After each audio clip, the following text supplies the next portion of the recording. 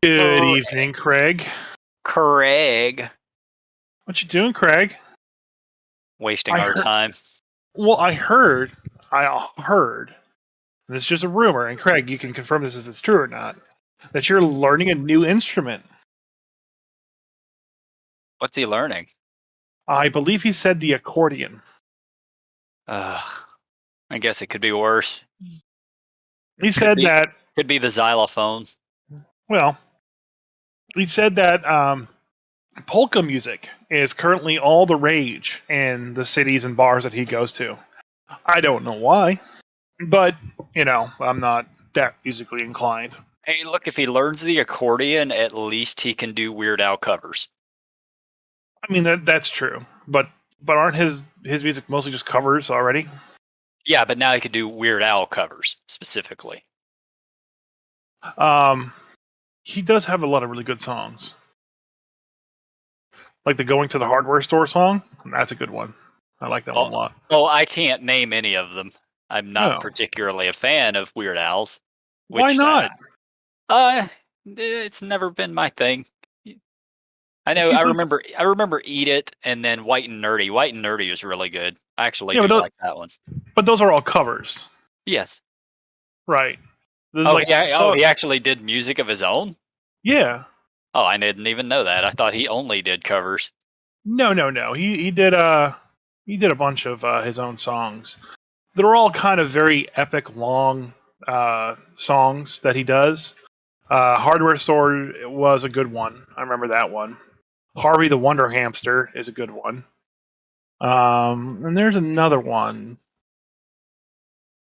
I Lost in Jeopardy, I think. Okay. No, that's a parody song. Those all sound like parody songs to me. Well, those aren't not. The ones I'm listing are not. And there's one where he's on a bus talking about falling in love with this woman that's on the other side of the bus.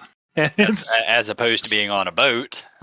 And it's a super crazy song, and it goes on for like 10 minutes or more. All right.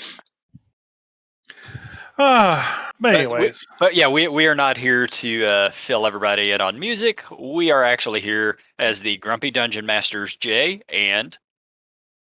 You can just say my name. I don't have to say my own name. It's way better when you say your own name. Christopher. Yeah, because I'm just going to call you Chris every time. That's why I make you do it. Christopher. Yeah. And we're here to talk Dungeons and Dragons, which is what we love. Obviously, yeah. I played a game today. I ran a game today. On a Sunday even. All right. On a Sunday, yeah. It was a Scarab gaming day. Okay. At a different gaming store. Scarab is a convention that they have in Columbia, South Carolina, every January. I think January 22nd to 21st to 23rd or something like that. Next year, on 2023. Is when that happens, but it's a 4-day gaming convention where people just show up and play D&D and board games all day, every day. We were there last year. We did a live stream from there, and we played Dread of the Ice Devil. We plan on going back next year, so we'll definitely be back there again. Hopefully, we'll have like a booth and some more fun stuff this time. Now that COVID is over, I guess. So we'll be there hopefully next year, and the people that own it, that kind of run it, kind of like do like promoting stuff. And there's a couple of them live in this area here in Charleston, so they do a Scarab Gaming Day at the Green Dragon, and I show up there to promote Grumpy Dungeons Master and to run stuff. I was the only table there this time. Not enough people showed up for a second table. Bummer. Yeah, it was a bit of a bummer, but I got to. A couple of people that I had scheduled to show up weren't able to, so I was able to pull in the other people that showed up. And we ran a play test for the Malevolence of Glad Sky Roost again. And we did the big bad boss fight at the end of the campaign versus the Jabberwock. Right. I was able to actually have the party be level 8, which is what I originally intended. And the fight went so much better. More what I had planned originally. So instead of my original players just walking in and basically, just punking this I've got a Jabberwock. Vorpal sword.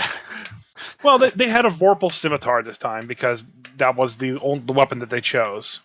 But I kept downing the person that had the Vorpal scimitar, and he ran away with it the first time.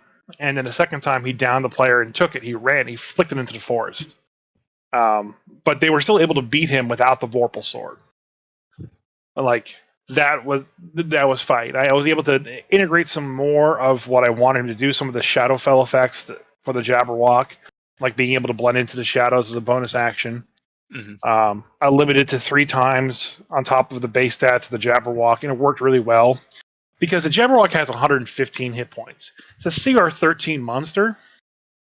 Okay, if you're familiar with Frost Maiden, there's a certain very large flying creature that shows up in that, and that thing has double the hit points as the Jabberwock does, and it's considerably less CR rating than the Jabberwock. I always thought that the 115 was a bit of a typo, but I think you're supposed to be able to fly away and regen his hit points a little bit. But it's really hard to do that when you have people locking you down with spells and doing stuff. Against a group of 8th level PCs, 115 hit points is nothing. Yeah, it's nothing.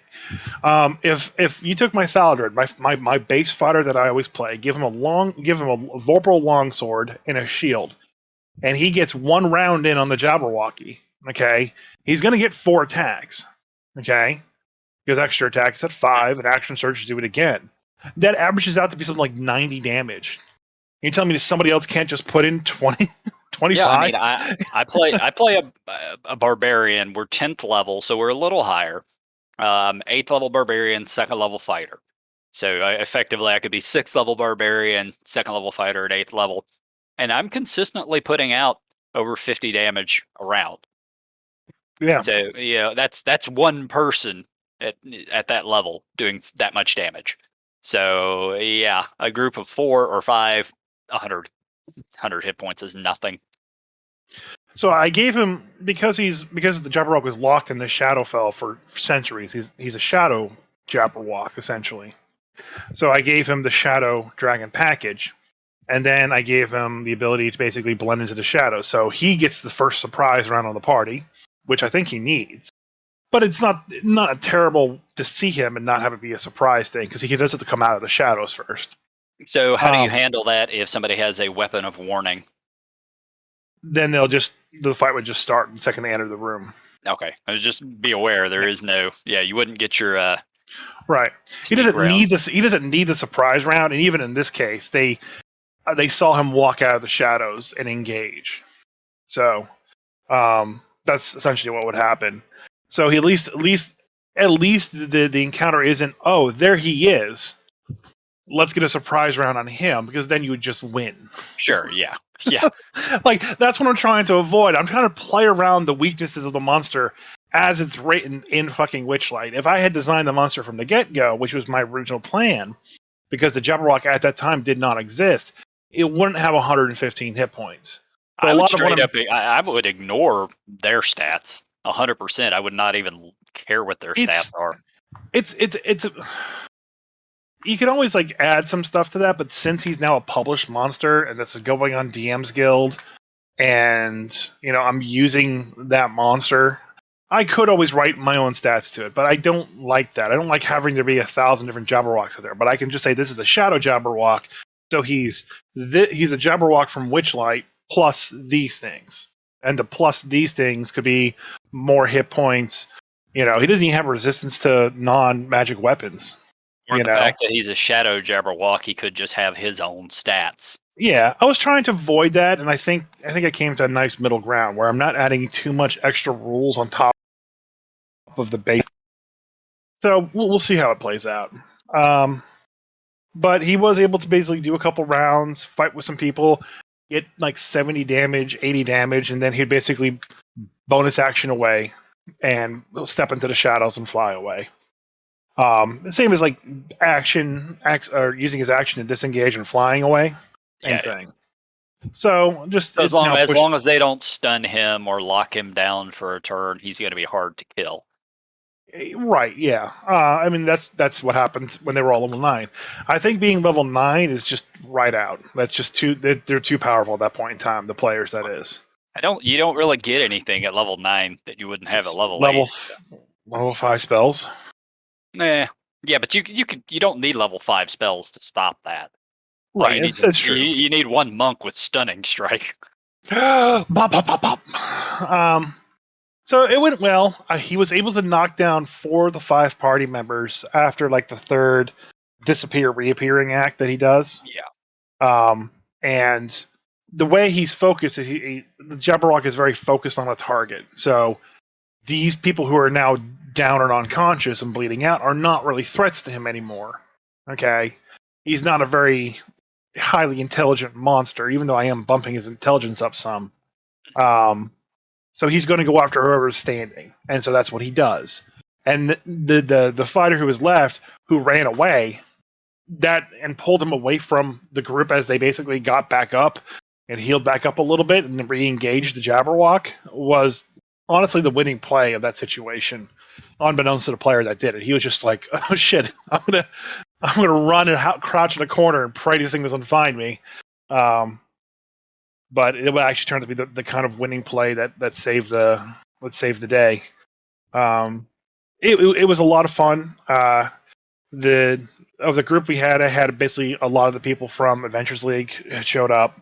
Alicia, one of the event organizers, played on the table, and then we had one of their players that comes out for Scarab, an older guy, but definitely very old school D&D. Like you definitely tell he was very very specific with the rules. He was writing down like every attack, like everything that a player did. He wrote it down in his notebook, and like kept like a running log, like meeting minutes of the game as it went through.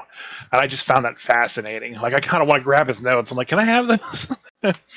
So it was really cool. I've been playing a very long time, and I've never known anyone who does that. I'm not sure that's an old school thing so much as it's just he does that.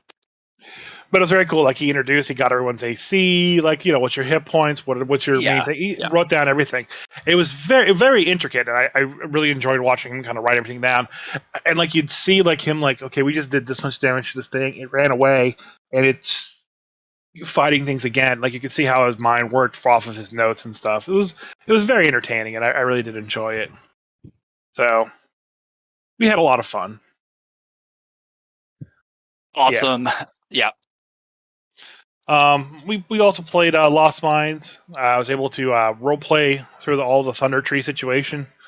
Turns out when you speak Draconic, you can be super evil around people, and they can't understand what you're saying.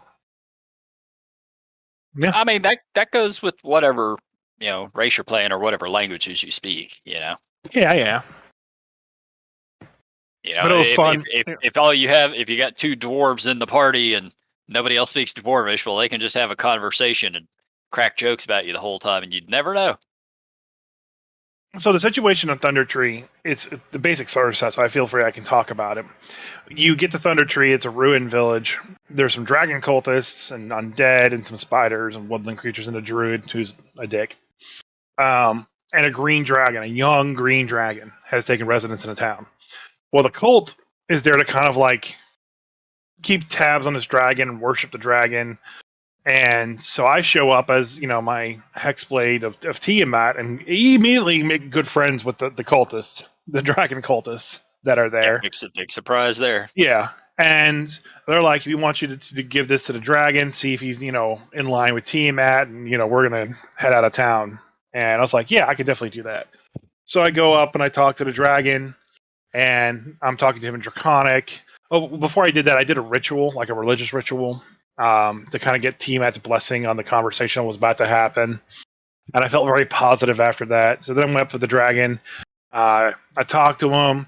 I gave him the chest full of goodies, and the dragon accepted it. And he's like, yeah, I'm definitely all about Tiamat, and I'm just going to continue to grow my horde here and just live out my life. I'm like, perfect, great, awesome. You're not a metallic dragon. Just wanted to check. Yeah, it's chromatic. Yep, we're all good here. You're with Tiamat. We're all good. And then I left. I was surprised there wasn't any kind of persuasion, charisma checked it all at that stage, but I did do the religious ritual, so maybe that was the DM's idea for getting by that. And then I had the offering, so I didn't fear that like even a low roll would have failed. But Well, it's more likely that the DM made an insight check for the dragon to determine if you were lying or not, and when it realized you're not lying. Yeah, I definitely wasn't. And we kind of left that. And then the DM, he was like, I really just want to give all 2,000 experience points for this quest to me. And like even I was just like, they were there. Everyone else was there. We can share it. It's fine. That's you're talking old school players. That's the old school method of handing out XP right there. Yeah. I understand. Like I understand on one hand that makes sense, but I don't think today's gaming community really works for people. It's like when you complete a quest, everybody gets a share of the experience. Like in the old day, like you kill steal and you get the experience kind of thing. But well, it wasn't a matter of kill stealing, but there were absolutely things that players could do along the way that would get them specific XP. Certain, nowadays we give inspiration, but it used to be those kinds of things would give you an extra 100 XP or an extra 20 XP or whatever it was. Yeah, he did do that a few times. Like when I handled the cultist, I got an extra 100 experience just for that. But the full big quest reward for handling the dragon, Sure, yeah. Yeah, it's a little much. Yeah, maybe hand it off. Maybe you get a little extra on top or something. But. Yeah.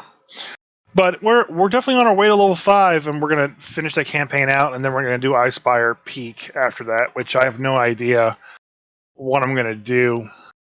I mean, I had the plans for my character with the Dragon Cult since they're gonna join me. Whether or not I just kind of retire that character then and there and go off to Baldur's Gate like I've been planning to, or if I do other things and keep them around, Well, I feel like you can be an evil character in an area for a little bit before you start to like really wear out people. You're welcome there, and people really start to suspect you. It would be the perfect time to make a slime character. Oh yeah, we could make a slime character. So yeah, let's talk about the hippo in the room. Yeah, it's what everybody wants to hear about. But I was trying to delay it and just like string them along forever for more and more. Oh, look, we could have done a whole podcast without ever even mentioning it. There's so much other stuff that was announced this past week. Yeah. Let's just start at the top. Oh my god, the alt covers were announced. Oh, okay. So D&D Direct was this week, and part of the D&D Direct is they announced some upcoming books, and they announced finally, confirmed officially. Yeah, I was going to say, you have to say it correctly. Spelljammer has been confirmed. There you go. Everybody's super excited about it. I haven't heard one negative thing from anybody yet, which is really weird because it doesn't feel like a setting for D&D ever, and it's never sat well as like a D&D setting for me, and I understand that. I understand that it is. But it's just so different. I think that's maybe why people are so on board with it. I think people are on board with it because, one, it's a new setting. Like, let's be honest, there hasn't been anything Spelljammer since 2nd edition, like mid-90s. So this is... It came out in 4th. Oh, was there an actual book released in 4th? Pretty sure. I don't think there's been anything since 2nd edition. I've looked into this before. I swear there was. And I bought. I know for a fact there wasn't anything in 3rd. You have me questioning stuff now. Let's see. Tabletop Spelljammer. A Spelljammer homage appears in the 4th edition Manual of the Planes, where it covers the ships. Okay, that's what I was thinking, because I have that book. I remember seeing it there. But yeah, that really wasn't a Spelljammer book. It was an Astral Planes book. Right. But and it's been, even in 3rd edition, I'm sure they touched on stuff like that, but they never really there hasn't been anything on it because it's the only campaign setting that I'm aware of that truly ties all the settings together. You Yeah. can play a character from Dragonlance. You can play a character from Forgotten Realms. If they ever release Dark Sun, you could play a character from Dark Sun. Yep. Like, uh, so I went looking because I never got to play Spelljammer when it was a thing. Hmm. Like I played a lot of the other settings, Greyhawk and Dragonlance and Forgotten Realms, Dark Sun, but I never ever got to play Spelljammer. So there's a lot of info I didn't know about it. So I actually got to looking. Do you know what a Spelljammer even is? It's an actual ship that can uh, uh, ride on the what do they call it? Like the space pathways between realms. More or less, Yeah. that's the terminology that's used. But the actual name, the Spelljammer or Spelljammer, is a specific ship. Okay. And I didn't even know that until I looked into it today because of this coming out. But the Spelljammer, it's a large ship that has over 5,000 people that live on the ship, and none of them have control over the ship. They all live in different towers, usually based off of what race they are. So you Hmm. got the humans have a tower on the ship, and the Gith have a tower on the ship, and they all just sort of fight amongst each other. And as long as it doesn't affect the ability of the ship to go, yeah, then things just sort of go about themselves like that. Is it like that big weird manta ray looking ship? Yeah, that's the one. Okay. So that's the actual Spelljammer ship. Yes, Okay. that's the actual Spelljammer ship. Okay, that makes sense. Yeah, but I re- the term Spelljammer, it more or less means what you're saying. It's these spaceships that fly between worlds. yeah. Because I really like what was it? The show in the early 2000s that was on Sci-Fi Channel where they flew around on a dragonfly. I can't remember it. I I think don't it's like know that one. Hex. Hex, I think. I don't know. Wasn't Lex, was it? Yeah, Lex. That's what it was. Lex. Lex. Okay. Yeah. I don't remember the Dragonfly, but I've seen. I think I Well, own it. I own like a that's season of that show. that's what the ship is. The ship is a giant dragonfly that I goes haven't seen the between. show in over 10 years, so I don't remember. It was a very weird show. I always kind of like that weird space aesthetic. Like I love Star Trek, Yeah. and even Star Wars, and you Warhammer. Like you got these big, huge industrial ships flying around in space. But I like the more kind of like insectoid creatures or weird space animals that fly around and do stuff like giant Yeah. space whales with cities on their back, a la Doctor Who. Yep. It just it feels kind of cool. Like in looking at some of the Spelljammer books that I have from second edition, there's a lot of that in there. Just a giant, sentient asteroid flying around in space. It's also a dungeon Yeah. and a So goblin hideout. Good so luck. almost all the different races have their own type of ships. Like the most famous one is the mind flayers who have the nautiloids, I think is Yeah, what, which is it's just a sort of large type of shell. Then the gnomes have another one that's in like a conch shell. yeah, Uh, I don't remember who is. One of them has a dolphin, like a dolphin designed spaceship. Like each one of them has these different types of ships, which is pretty cool. And I was trying to find out specifically which races had which ships earlier, but I wasn't able to find that. I'm sure if I do enough digging, I could. Uh, but for anyone who is not familiar, Spelljammer is a spacefaring fantasy setting. So it's literally D&D races who have these ships that fly around through space powered by magic. And the whole setting actually has sort of its own rules on gravity and oxygen and things like that. And this is stuff I found out earlier digging around. So everything in the game has its own sort of gravity well.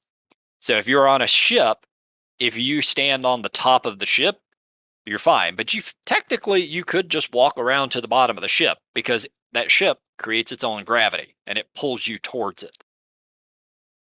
okay. Uh, yeah, I think I don't know the exact distances. Probably based on the tonnage of the ship, it will determine sort of how much gravity it creates and how far away from it you could get. Uh, it also, things like that, they have sort of an oxygen bubble around them.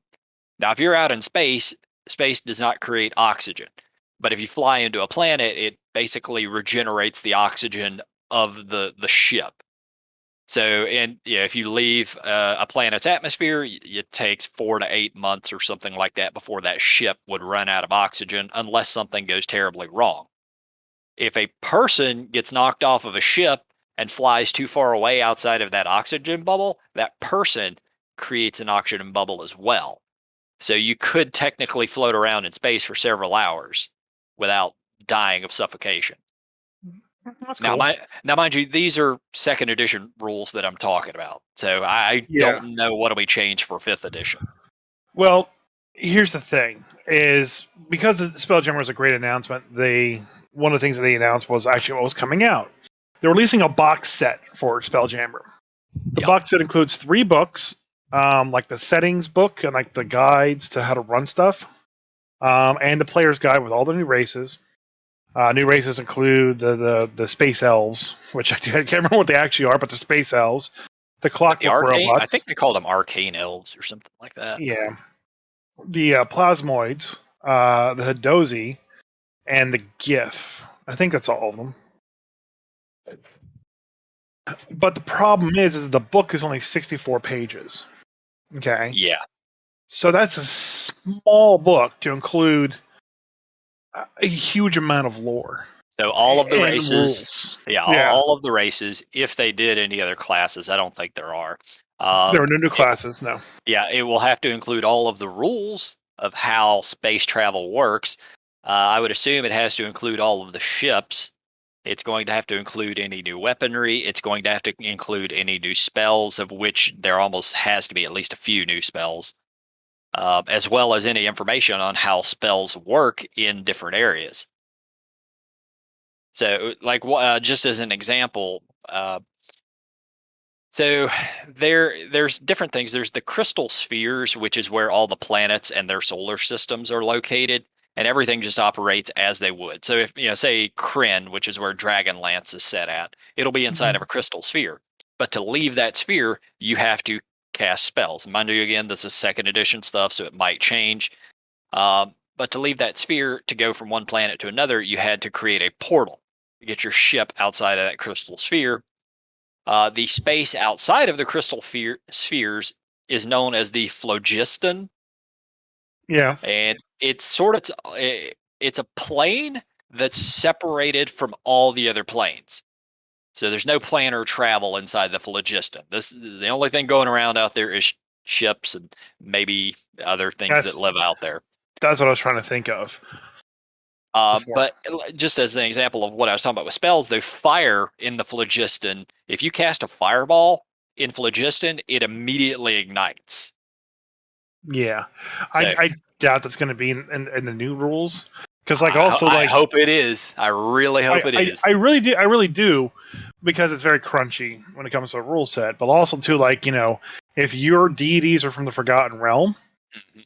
okay, and you're flying through the Phlogiston to a different realm, Torn may not be able to reach you at all. And so like I think there was a rule I read that like all cleric spells and paladin spells were limited to like level 3. Like you Uh, had no access to spells above that.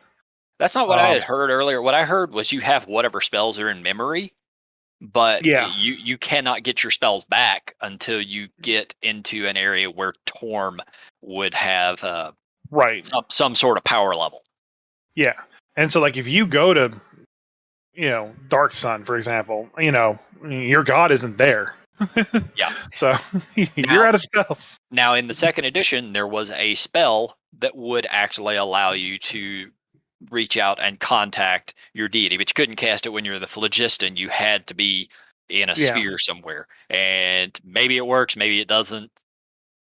Yeah, and there's all these intricacies. So like I'm looking at here right now, the Legend of the Spelljammer. It's an old second edition book.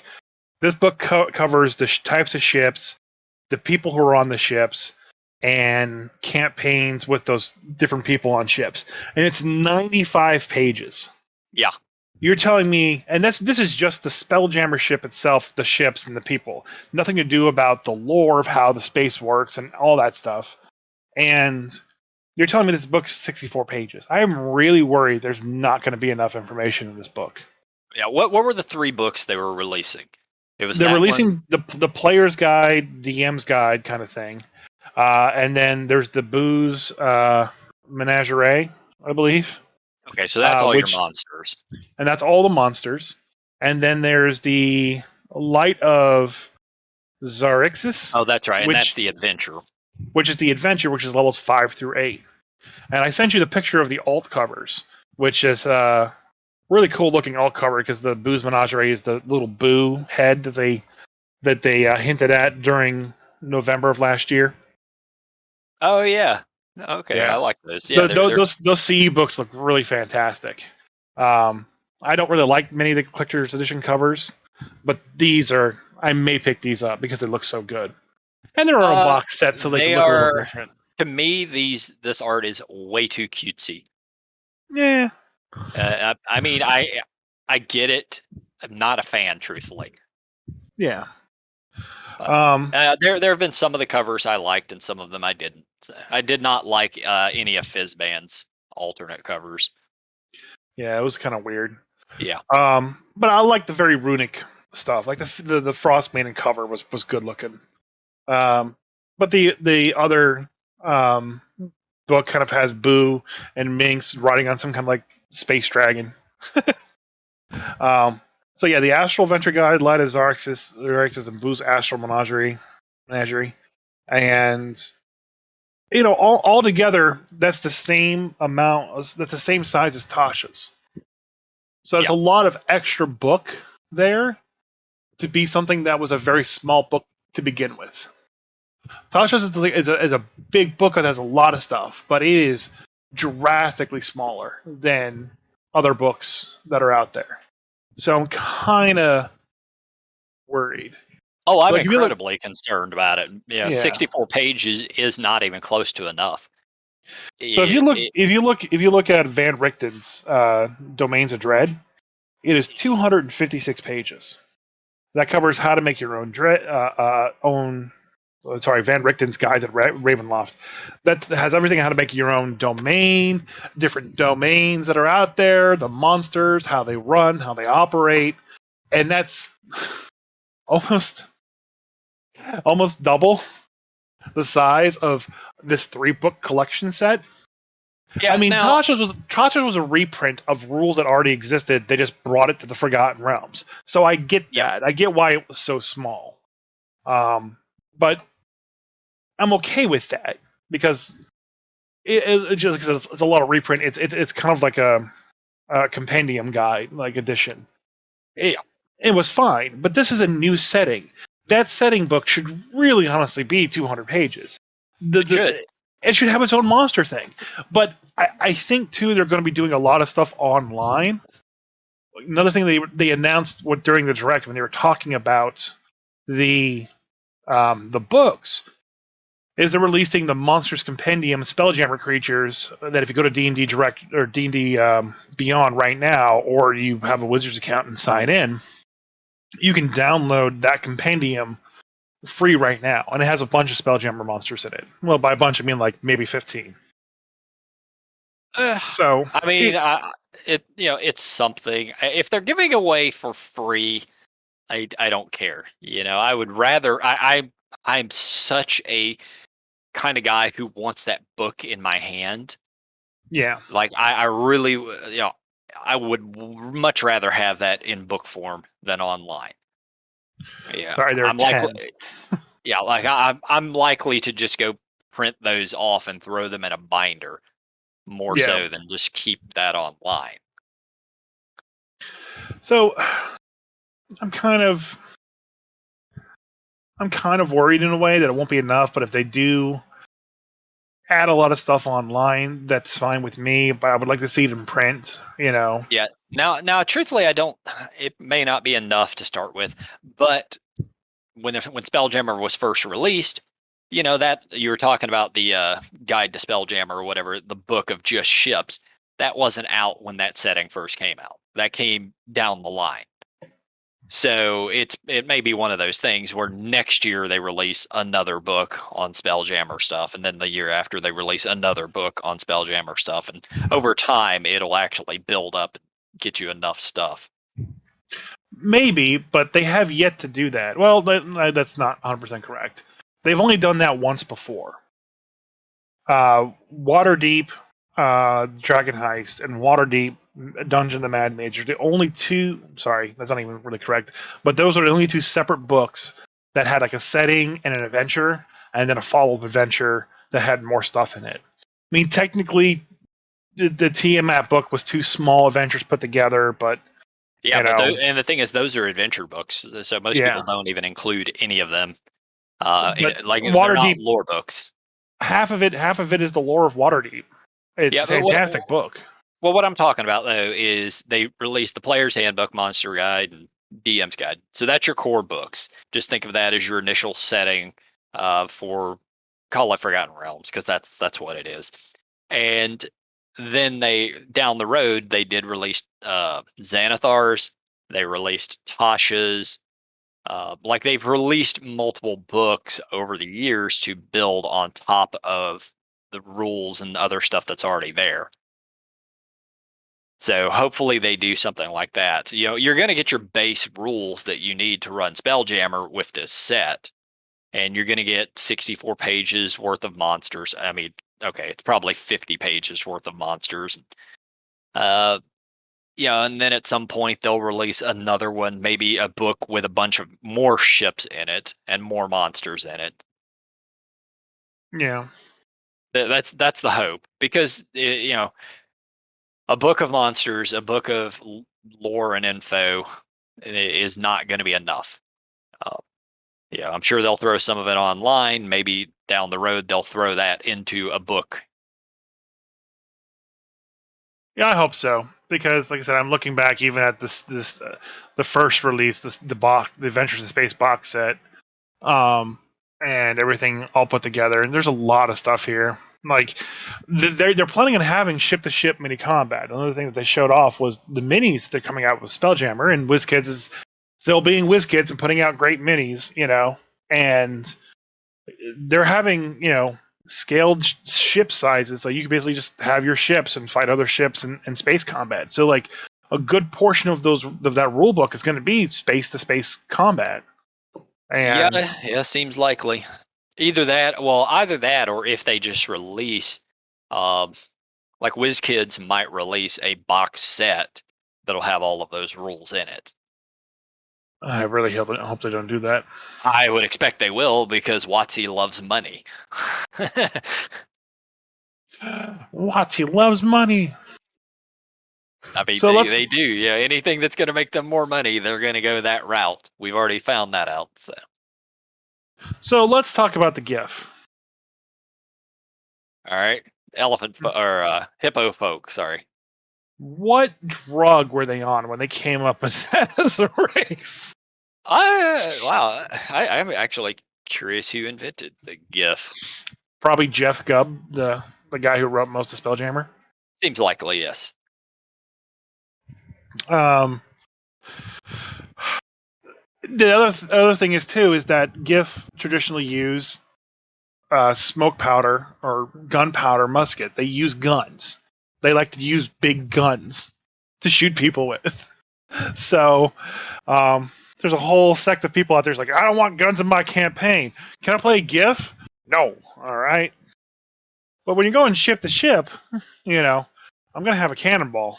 So I don't have exact answers. The GIF have been around for a long time. Polyhedron number 73, that was in 92. Well, the book I'm looking at came out in 1989. Yeah, well, Spelljammer was 89. So Yeah. they've been around at least that long. I was 8. It's good. I'm gonna have to find this information out. I want to know what bastard was on drugs when they came up with this thing. Well, the design, I'm looking at it. The design is Jeff Grubb. Yeah, they were introduced in 1989. Okay, so even if it wasn't him, he's the one who had the final say on them.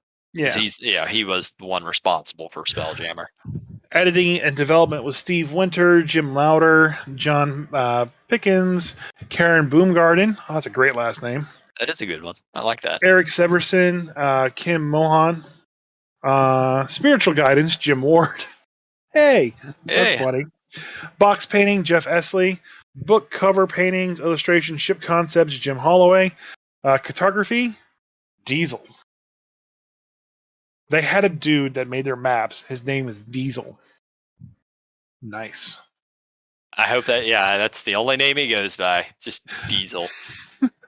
Color inking and counter silhouettes, Roy Parker. Graphic design, Stephanie Tabat.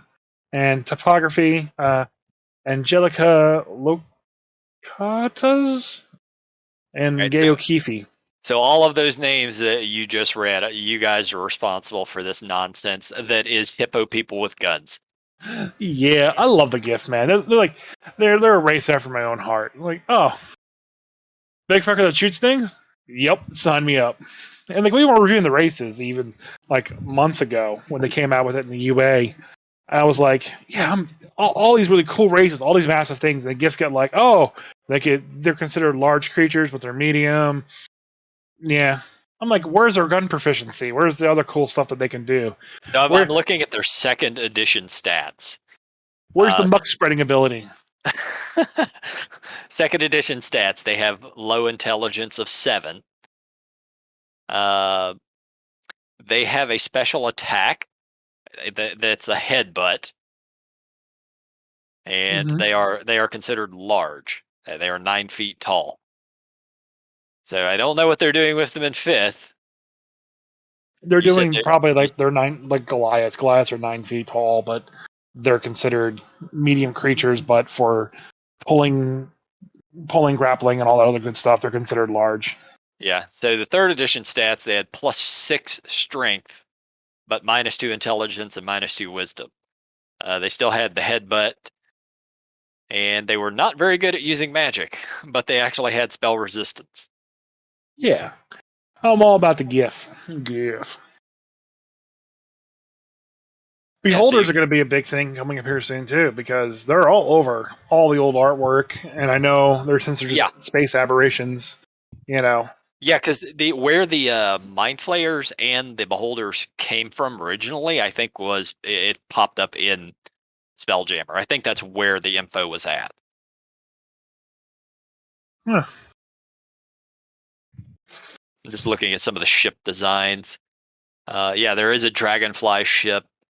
There's one that looks like a hammerhead shark. It's called a hammer ship that is built by humans and lizard men. Also, apparently, lizard men were a big deal in Spelljammer. They were absolutely from outer space. And now they're everywhere. I know, right? And then there's the elves have a ship called a Man-O-War, and it looks kind of like a weird bat thing. So, like one of the things here in this book is a brief tour of the known spheres. So you have Kirin space, which is Dragonlance, right? Kryn space. So they have the primary sun, Syrian, Riorix, Kryn, Chislev. Send me the link to what you're looking at so I can actually pronounce this. And then they have Gray Space, which is Greyhawk. Yeah. The primary is Oerth, Cruel. Their sun, Liga, a couple other planets. I need you to send me this info. Send me. And then they have the Realm Space, which is Toriel and the sister places. I'm fairly certain you have actually mispronounced every single one of them. Listen. Yes. So not a single person listening to this understood anything you just said. Listen. You're correct. Speaking, this is not. Holy cow! Speaking of, my daughter today was actually reading a book phonetically. Made me so proud. I just want to mention that. It's a nice little thing. Wow, I love the aesthetic, the '80s aesthetic of Spelljammer. I mean, it came out in the '80s, so obviously, but they were kind of doing more of an 80s metal theme on the D&D Direct, which I don't think really fits. It's more 80s space fantasy kind of thing, but I It still love has the attempt. the artwork, some of the artwork, it really has that sort of 1960s and 70s space vibe. Yeah. So I'm So the beholders have what's called a tyrant ship, and there's a giant eye stalk on the bow of the ship that can shoot beams. Jesus. Yeah, just like disintegrate, telekinesis, shit like that. They have the picture of the beholders in the book. They have like your standard beholder that you would probably envision, and then they got one that's kind of look very more brain shape with like very long, scraggly eye stalks. And then they got one which is just like this round, fat one that has no eye stalks really at all. There's like little bumps where his eyes are. He's got his mouth open like, what? I Poor love the guy. beholder. His name is Steve now. Yeah, he's Steve the Beholder. There's also Oh god. the Elven Armada ship. It looks like a giant butterfly with a city on top. What does it say here? The beholders have the Hive Mother, also known as the Ultimate Tyrant, or just Ultimate, a form of greeting that seems to please their pride. They are twice the size of a typical beholder and differ in appearance as well. Their mouths are larger, such as they can gulp down a man-sized target on a natural die roll of 20. Once swallowed, the prey takes 5 to 20 points of damage each round until it is dead or escapes. The beholder's mouth is not very deep, so a victim can't escape by stating this intention and making a successful attack roll. The ultimate has no eye stalks either, but its eyes are protected by a hooded cover in the flesh of the creature's body. The central eye has a similar hood, such that the creature that is striking the eye chance is reduced by 10%. The remainder striking the body. Huh. So it So doesn't that's what. kill you with eyes or anything, it just eats you. Hum, hum. Chomp chomp.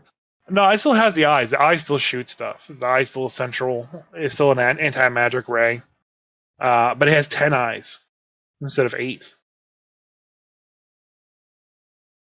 I'm gonna send you the link to all of the ships. Oh, I got all the ships.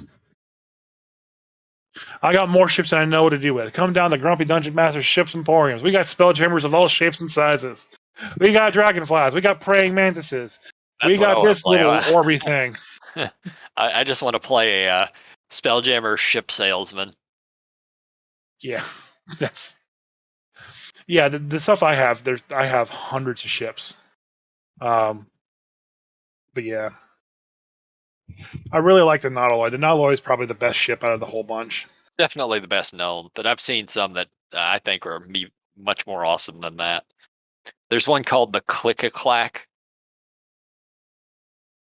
and it's used by the Insectar. Oh, I've never even seen these guys. Insectar. They look like Vulcans with tentacles coming out of their head. I mean, Vulcans have tentacles coming out of their head. And they are a magical union of elves and insects. Weird. I can't wait to play Spelljammer. Yeah, it's definitely very different, and I really hope that the next season of Avengers League is all Spelljammer based. That way I That'd can be get to at awesome. least play it and still do fun and exciting stuff. It's just I'm looking forward to it. One thing I want to talk about too is that the Monsters Compendium that they gave away for free, they have an Eldritch Lich in the book, and they gave it Oh wow. stats. This monster is just horrific looking because like you picture a lich, this kind of skeletal thing, but it's not really that. It almost like it's covered in this kind of like weird fleshy Oh man. like skin thing, because what it is that it's a lich that gave itself to a great old one, and the old one infected it with a parasite, and so basically it's like a lich cross parasite thing. So it has like all these Cthulian tentacles and stuff coming out of it. It's got like a gaping maw in its chest. Okay. And it's got this Yeah. weird gray flesh. Yeah, I'm looking at it. No, this is actually awesome. This confirms what I was asking the other day. So I mentioned when we were talking about it, I think on Thursday or whatever, that I hope they're bringing back the alienist stuff. Uh, so yeah, it's basically Far Realm. It's Cthulhuian, all of that. That was sort of a thing that they tied in with Spelljammer. Obviously, it wasn't Cthulhu, but uh, Open yeah, it was source. Anyone can yeah. use it. Well, at the time it was not. So first edition D&D, they released the old gods as Yeah, they stats, got in trouble for using and they got in Cthulhu. trouble for it. And Yeah. like it didn't become open source until late 90s, 2000s, I think. So now they could do it if they wanted. But yeah, this Lich is really cool.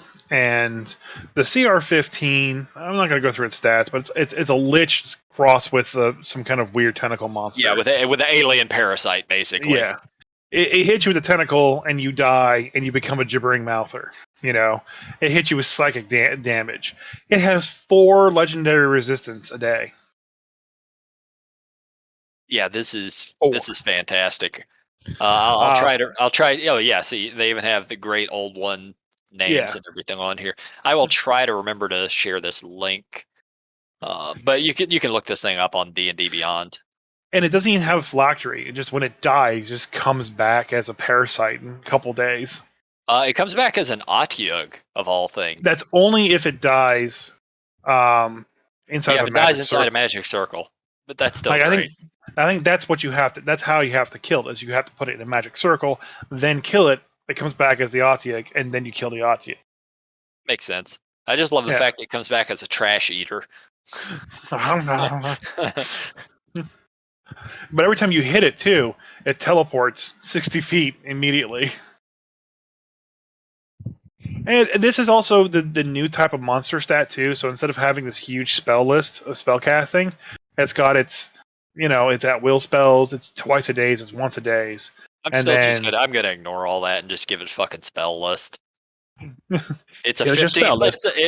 It's a 15th level wizard or whatever I need it to be. Here's you some spells. Go. It's a CR-15 tentacle monster. One of the monsters they hinted at in the new book is space clowns. I saw those. Yeah.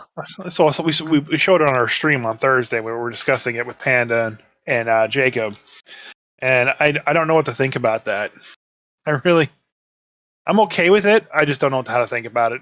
Space clowns. There's always been a weird type of horror thing that I've just not found too much interest in, but I know there's a lot of interest in it. There's some people who have a clown phobia, like legitimate clown phobia. I think I looked it up. It's called coulrophobia. I have a buddy who actually has this. He's terrified of fucking clowns. For those of us who are not terrified of clowns, clowns are not scary at all. Yeah, they are. I never thought they were. They're horrifying. I mean, they're kind of weird, but I've never thought they were scary. I'm gonna dress in bright colors, which is an immediate "do not touch me" warning in the animal kingdom. And then I'm gonna come running at you with a plastic sword made of a balloon. Yeah, you're insane. Get away from me. I don't like you. Maybe Cover your face with a stupid nose. I grew up watching a lot of things with clowns in them. I watched Bozo the Clown when I was real young. I watched Garfield, who had Binky the Clown. And then there was The Simpsons with Krusty the Clown, who, mind you, Krusty was actually psychotic. Or no, Sideshow Bob was psychotic, sorry. But it never scared me. See, my first experience in the clown that I can remember was Tim Curry. And that turned me off of clowns for a long time. I'm like, you know what? I don't like you. I mean, one of my first memories of clowns was the movie Poltergeist, but mind you, that was a clown doll. And the same. Clowns are horrifying. To this day, dolls, certain ones, they creep me the fuck out. Not scared of them, but they're still creepy. Clowns, not so much. But clown dolls are creepy. Yeah, I don't like sewer grates, and I don't like clowns. I'm not scared of them. I'll just punch them in their stupid rubber nose, and it goes, honk, honk. Honk, honk. just like a goose. So yeah, part of all the cool stuff, WizKids, the miniatures. I know we mentioned that, but they are coming out with a bunch of gift minis, all the races, and a bunch of monsters, a lot of really cool stuff. And the big, huge thing they're coming out with for this set is an Astral Dreadnought. Oh my god, I want the Astral Dreadnought so bad. I want a campaign that focuses around the Astral Dreadnought so bad. I don't know why, just the concept of like this thing that goes around just eating planets, and you just can't stop it. It's just great. That doesn't Um, eat planets. well, you know what I mean. It's big enough to just destroy things, eat ships and It shit. lives in the astral plane, and it will attack. It'll attack most things in the astral plane because it's just Yeah. a fucking predator. It's the shark of the astral planes. My I have a couple ideas of what to do for a campaign setting that will bring in an Astral Dreadnought. So I may work towards that now. Now that I it's an mean, official that means mini. you're going to have to run a campaign up to nearly 20th level. No, because I don't. Astral Dreadnought, much like the Terrask, is one of those monsters I think that you can approach a table with. But your job is not to fight it. If you're fighting it, you've lost. Okay, it's the same thing with Cthulhu. If Cthulhu is actually there, you've lost. You can fight it as much as you want I if think you you just have. looking at it doesn't go insane. Yeah, you But definitely the have the whole wrong idea on the astral dreadnought. It's just a monster. I know, It, I know it's just a monster, but my envision and what I plan for the thing is much greater than it just being just a monster. maybe give Um, it a name and create a specifically so named like astral the dreadnought Terrask, for that example. like an astral dreadnought has 5 intelligence. Yes. So a Terrask is the same way. If the Terrask shows up, you've lost. You can't win. You're not supposed to. Yes, you can make a PC character team that's level 20 and fight it. Blah blah blah. But the journey is not to fight the Terrask. The journey is not to fight the Astro Dreadnought. The journey is to stop it from fucking coming and destroying you, and bouncing it off and having it go someplace else or putting it back to sleep or something along those lines. That's what that monster is there for. It's not for you there to fight. Yeah, like it's. I mean, I view it very differently. It's just a predator on the astral plane. The Terras is just a dinosaur in the No, Forgotten the Realms. Terrask. There is one Terrask. There is only one Terrask. There are who knows how many astral dreadnoughts. There are There's many. 7. Like how many sharks are in the sea? Well, that's probably how many astral 13. dreadnoughts are in the astral plane. There are 13 sharks in the sea. I'm positive that's not true. Yeah, they went extinct yesterday. There's only 13 left. So speaking of Wiz Kids and all the minis that they're coming out with, and I actually kind of want to look at all the ship minis. But they're releasing they dropped a teaser for Onslaught, I think is what it's called, Dungeons and Yeah. Dragons Onslaught. So, Wizards are coming back out with another skirmish game. At first, when I saw it, when they were announcing it, I thought it was going to be more like Iron Kingdoms or Hordes, more akin to Warhammer. But this seems more like a board game, honestly. Which is Yeah, awesome because I own a lot of board games and love board games. it is a board game. So you have your team of things where you have like your Harpers or Zentarum, and then you flip over cards and you play and you fight the scenario out, whether it be like a bunch of trolls or a goblin or kobolds or what have you. And they may even have like an order you could play them in to have it be a whole story. But that's the whole idea. It's a skirmish game. They came out with this in 4th edition too, where you could buy a smaller box of like an army almost. Like there was a drow army, an orc army, and a goblin army, and a bunch of other armies. And you buy it, and it came with like a tile set, and you would basically put your tile set out, you connect it to the other person's tile set, and then you would have your little armies fight the other army, and that was a little skirmish game. This is pretty much the same thing, but as a giant box set, and they have like the scenario cards that you play through. Yeah. At the end of the day, it's less that it's probably a decent game. It looks, from just the screenshots of it, you're basing stuff off of cards, you're moving minis around a board, and you're fighting stuff, controlling points to get, bonuses and stuff. and it's you versus another person. But you get it's $130, $140. Right. But at the end of the day, you get six unique Harper miniatures. Okay. Yeah, it looks like 21 minis total. Yeah. You get 5 Zentaran miniatures that look very unique as well. And then you get a full size adult black dragon, a troll, a two-headed ogre,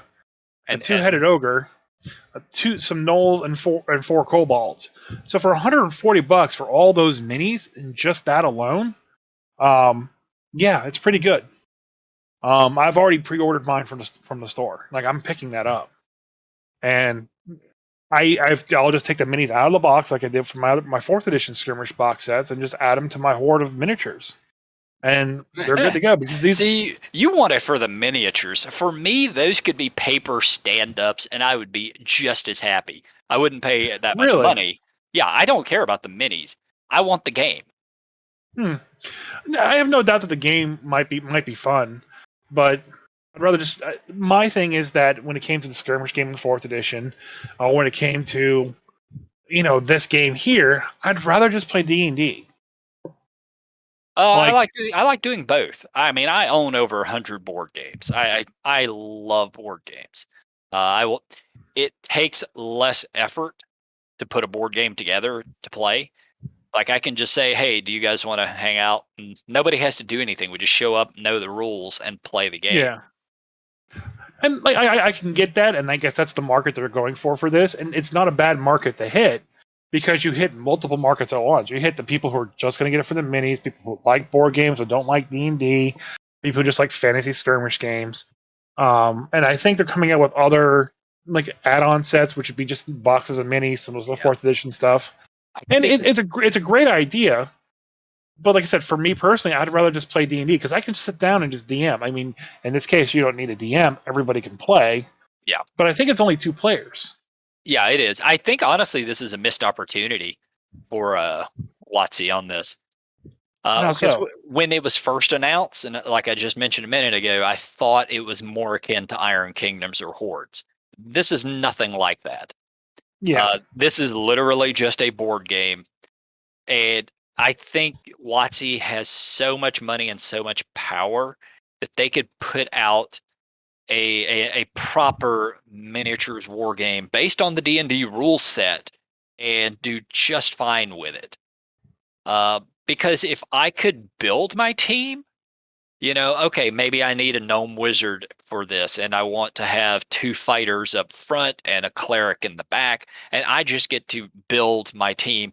And maybe they release the Harpers and the Zentarum and the Shadow Thieves and all of the different groups that are already known. These are already established, factions, and then just start releasing sets of them, and you're not required to play 6 of them on a team, or maybe you get to pick any 6, but you need to be able to build your team as you want, not like in a board game where you're just playing these specifically. I mean, I guess, but at that point in time, you're kind of copying Warhammer. Well, yeah, it is wargaming. I mean, all of the wargaming stuff is copying Warhammer at this point, but you're basing it on D&D rules. Maybe.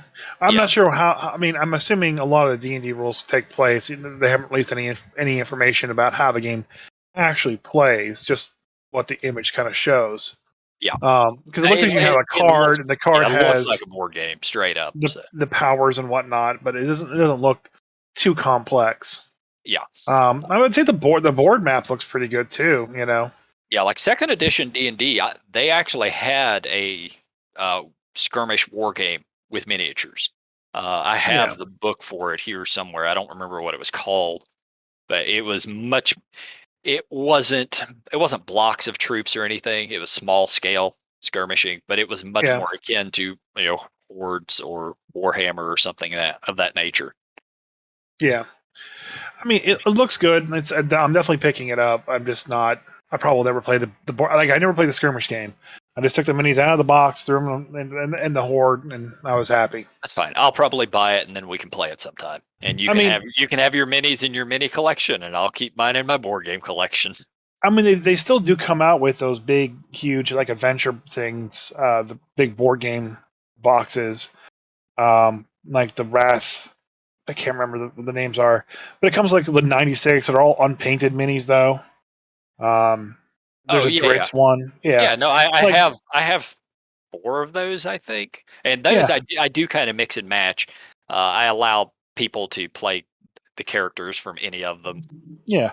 I mean, that's always been, that was always kind of fun and cool, but like I said, I'd rather just sit down and play, I'd rather just play D&D then, you know? Yeah, D&D actually requires effort for the DM. I Like mean, depends on it, how good you want to be. yeah. I mean, if in your case you like and enjoy running sort of pre-built stuff, so it doesn't. If you know the module already, it doesn't require hardly any effort at all. You know the steps. Here, make some characters and let's just play. But for people like myself, I don't. I rarely ever run pre-built stuff. So for me to run a game, I have to create something. Yeah, When I was young, I'd just pull it off the top of my head. As I've gotten older, I'm like, that's not much fun to me. So I'd rather just play a board game. fair enough. Other stuff announced in D&D Direct was a new starter set called Dragons of Stormwreck Isle. We already knew Which, that was coming out, though. yeah, but they announced it finally. We knew it was through photos. We talked a little bit about how like it seems to have the old animated characters on the box and in the book and stuff like that. So that is coming out. The actual price that they said it still hasn't been released yet. So if it's still $50, that's way too much, especially since the rule book is only levels 1 through 3 and a set of dice. I don't know. I mean, Wizards if the of the price is Coast, yeah. if it's $20 or even $25 because of inflation now, $30 maybe. Okay, but not 50. Don't gouge people at 50. That would be a little too much. And so we're hoping that comes out. They also announced the fact that that Wizards actually bought D&D Beyond. I think we talked about that a little bit on the podcast. No, I They think no, we didn't because no, we were going to talk about it, and no, we didn't. then you never did because you were like, whatever.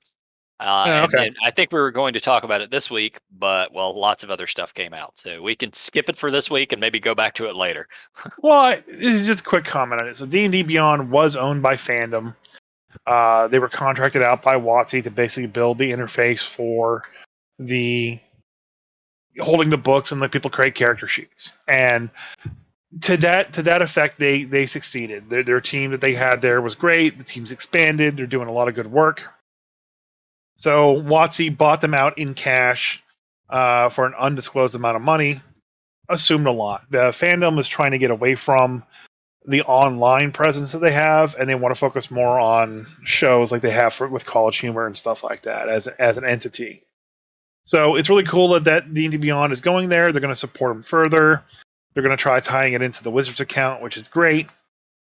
It makes me wonder whether or not Wizards is going to spend more money and purchase like a VTT out there. Like Roll20 is a great tool. And they have a license to sell the books and stuff like that. But if you're going to buy D&D Beyond, maybe purchase something like Foundry as a company, or purchase Roll20. I mean, I'm sure they have a price tag someplace, and they can just Yeah, start having their own VTT. honest to God, I just thought that D&D Beyond was like that. I thought it was a virtual tabletop where you could run games. It is not. It is only the source books, the rules, and a character sheet generator. Yeah, And a dice. That seems kind of ridiculous. It kind of is because you buy a book for $50 and have to go buy it on D&D Beyond for $30. Yeah. But now they own each other, they can, hey, buy the book. Here's $10, or buy the book for $10, $20, what have you. Because at that point, if you already own the book, just download a character creator and you literally have the same stuff. Right. but I'd rather keep it all under. Like when you start buying an Apple product, you just buy all the Apple products. I don't buy any Apple products, so there But you we know what I go. mean. No, I understand what you're Brand saying. loyalty is important here in the 2020s. No, it really isn't. Buy Yeah, my stuff. yeah, release good product. That's what matters. And they announced the title of the D&D movie and showed nothing else about it at all, which is great because the other thing they talked about was Baldur's Gate 3, which went into early access super early, and they kind of blew all the momentum and desire that people wanted to have for the game right then and there. And the community is kind of like, oh, we're waiting for it. You just tell us when you're done. Yes, that's definitely where I'm at. I absolutely will go back and play through the entire game because I enjoyed the alpha, and it was very early alpha. But Yeah, yeah, now I'm ready for the whole thing. yeah. And the last thing they announced was just a trailer, no titles or anything given. It was for Dragonlance. They are coming out with a Dragonlance book and a Dragonlance board game, probably like what we mentioned earlier with those big, huge board games. They're probably coming out with Yeah, one of those. seems likely. And I'm okay with that. You know, there's all the minis for Dragonlance, and hopefully it's a really big Dragonlance source book because I get we're going back to this, but I get that there's all the second edition stuff out there that you can find by going into the depths of the internet, and you can find all the PDFs of all the old content, and that stuff is there, and that's great. But I personally want to have the physical book in front of me, and I'm not going to be able to go out and buy a second edition Spelljammer book. No, because it's Anywhere. really expensive. Right. So I want the new books coming out to have that information. And I understand it's not going to have all the information, but it's got to have a good amount. I have never played Dragonlance. So unless that Dragonlance book has a plethora of monsters, classes, races, other cool things that makes it worth my time, I'm not going to pick it up. And I wouldn't blame you because if you don't have a lot of detailed information, especially with Dragonlance, at that point, it's just Forgotten Realms. It's just Greyhawk. Exactly. There are Spelljammer's yes, different. yeah, there are a lot of things that separate Dragonlance from those other settings that makes it unique, but you need that information. When I saw that trailer, there were two feelings. One, really happy that they're finally releasing Dragonlance. Who really disappointed in that trailer because that trailer showed absolutely nothing that made me think it was Dragonlance. Yeah. There's one dude standing in the back of a dragon, and that's it. And I still think Dragonlance is just people flying on dragons lancing each other. Yeah, like the trailer showed nothing. There are a ton of famous characters from that setting. There's Tons of Steve the bartender. I know you're not going to know them, but if you've read the novels, if you're a fan of Dragonlance, you know all these characters. I am surprised that trailer did not have Tasselhoff Burfoot as the narrator because What? Dave you can't. Hasselhoff. Yes, Dave Hasselhoff. He's a halfling. No, he is a Kinder who never shuts up and would have been an absolutely perfect narrator for that. Oh, that's the other thing too. Is like I remember we talked about the UA for the race packets and stuff like that for Dragonlance. Yep. And like I don't know what a Kinder is. I didn't see anything that looked like a Kinder in that thing. I saw a grandma fighter, which props to that grandma for still swinging a sword at 85. Okay, I mean, I saw a druid. Maybe it's Lorana, who was an elf who was fairly young when She Dragonlance was human. Yeah, She looked human to me. Yeah, I think so too. But yeah, it's kind of iffy. It seems unlikely it'd be Lorana though. Yeah, and then they had a druid. EDR. I don't know. And then they had some other wounded elf thing. That's all I got out of it. There was a red dragon breathing fire on them. Okay. Yeah, which could have been any setting out there. Yeah. Nothing about that got me hyped up for it. Cool, there's a huge galactic war, or a huge war going on, because there's no war scale stuff in 5th edition going on right now, which is really kind of odd. Like, if you think about Faerun as a whole, the fact that they don't have like large scale war and all the wars kind of like, oh, this happened a couple hundred years ago. And there's like no invading armies like attacking the Sword Coast. Maybe they know better because it's just full of fucking adventurers that are murder hobos. Forgotten Realms Like, has never been about full scale war. but Dragonlance has. Right? Dragonlance is nothing but full scale war. Yeah, and maybe that's the difference, and maybe like that's the setting that I'd want to go to for that. But that seems like it's almost a disservice for that. Yeah, that is, they did at least show that in the trailer, and that is sort of a Dragonlance staple. There's just always some war started by factions between maybe the gods are fighting and then their followers are fighting. That's just always sort of been the go to for Dragonlance. Forgotten Realms, never. When your average adventurer can just like annihilate an army with tidal wave, you're like, yeah. The mortality of people in Dragonlance was always more apparent. Like in the earliest novels, they ended up killing off a major character in probably like the 3rd book or something. So, whereas Forgotten Realms, nobody died until the 2000s. So that's pretty much everything that was talked about in the D&D Direct. Yeah, I'm looking forward to this year. By the way, our good friend Jeffrey Ludwig actually wrote stuff for Spelljammer. Okay. I know he had said he was writing some of it, but obviously he couldn't say what. So. He turned it in a long time ago too. Yeah. They're just getting around to publishing it. I mean, NDAs, with this stuff might be a couple of years. Yeah. So I'm looking forward to this year. It's going to be a lot of good fun to run. And after Spelljammer drops, we'll have to try to get him back on here and chat about it. They did chat a little bit about Radiant Citadel, which is in Astral Sea, which is kind of a Spelljammer book, an adventure in a way, kind of. It makes sense that they would want to tie it in, even if just because of them releasing this stuff. But the fact that they're talking about the fact that like they all basically just had their own Discord channel, that they went in as authors and just like talked to each other and basically wrote content in this like giant group collaboration, made me smile because it's like, yeah, they're working just like I work in the 20th century, just on Discord or Slack.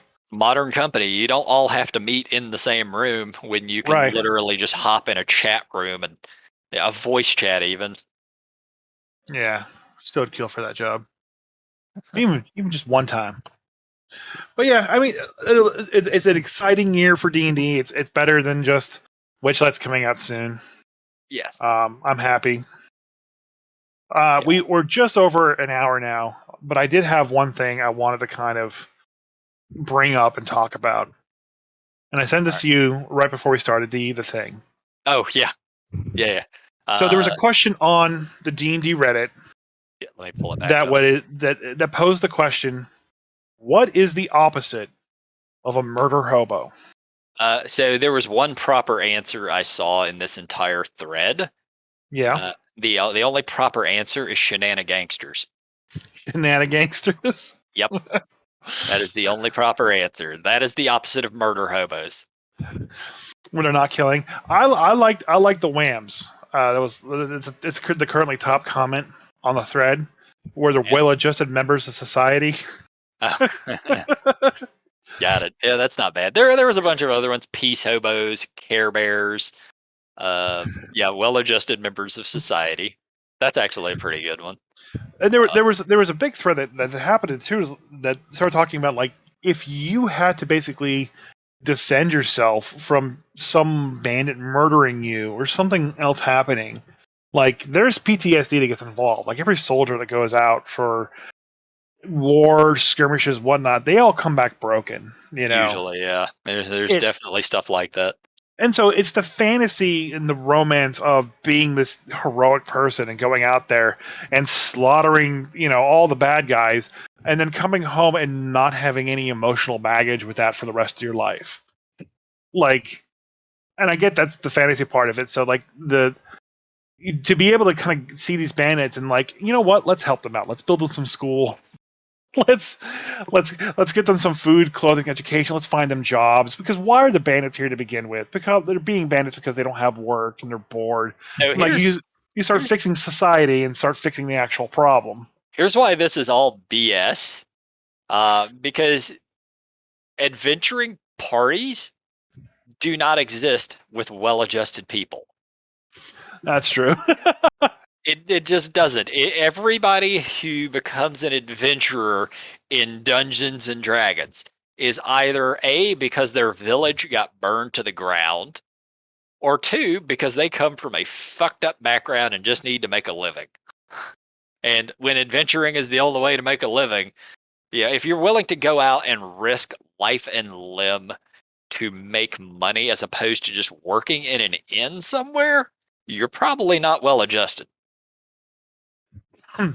Which that's true, and we're actually not far from a timeline standpoint. We're not that far away from it. Like the Wild West and that era was pretty much, you still had people who you consider adventurers, like the old school romantic cowboy, sailors on ships. We're not that far away from it, but now that we're all connected technologically wise, like unless we're going out into space, and fighting space monsters or something like that, we're not really doing that. Sense of adventure's gone. We've kind of found everything, and we gotta find new places to go to. Yeah, the romanticization of war died in the early 1900s. Yeah. There's a lot of authors who wrote it like it was a romantic thing and something to aspire to, but that notion is long since gone, especially once missiles became a thing and so forth. But we can still sort of let it live on in Dungeons and Dragons. Yeah.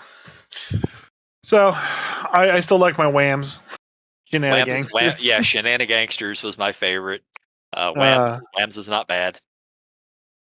Yeah. So I do want to play. I mean, Witchlight is set up that way too, where you can play through the entire campaign without swinging a sword. I like that as an option. Like when you talked about at the very beginning, I talked our way through a young green dragon encounter. Yeah. So it's out there. If your players are trying to solve something peacefully, and let them. If you want there to be a fight or you have to be a fight, but give them the opportunity to solve it diplomatically, or pay somebody off or solve the problem that's going on. Every DM has their own way of running things. If I'm running, there's going to be fights. You will not talk your way through everything, but there will also be scenarios where you can. Yeah, one thing I like to do is I like to identify a creature type in a homebrew world that is undiplomatic. Like undead is a good example. Undead are not ever going to be. You can't solve the problem with undead without putting them back into the ground. Yeah. You got to find that lich. You got to kill that lich. There's no way to convince that lich to stop being such a bad guy and like grow flowers instead of corpses. You have to put him down. You always have that kind of monster. Orcs used to be that for a while until they kind of like people started exploring that lore a lot more, and now orcs kind of became like this honor-bound society that was misguided in some way. And we've come a long way from orcs being the central bad guy. It worked great in Lord of the Rings. It doesn't work great now because they are sentient creatures. But undead are still undead. So undead, demons, devils, those are all easy ones to work with. And so I've said this before. I've never said it on this podcast, but I think if you ever want to create true world unity, you need to have something for the entire world to completely unify against. Okay? We've had some examples of it, but it's always been people fighting people. So if you can, in reality, become an undead lich and raise an army of billions of undead, and then declare war against the world, you'll have the world fighting you back. And for that one time in history, it won't be humans fighting humans. It'll be humans fighting undead. So to save humanity, Grumpy Dungeon Master Jay is going to go become a lich. Hell yeah. Bye, Craig. Bye, Craig. So long. The grumpiness has been your friend. Now go and spread anger through D&D. No, don't do that. Be happy, be friendly, be awesome, but maintain the boiling hate that inside your heart. I don't know, buddy. I'm rambling at this point. Shut me up and end this podcast.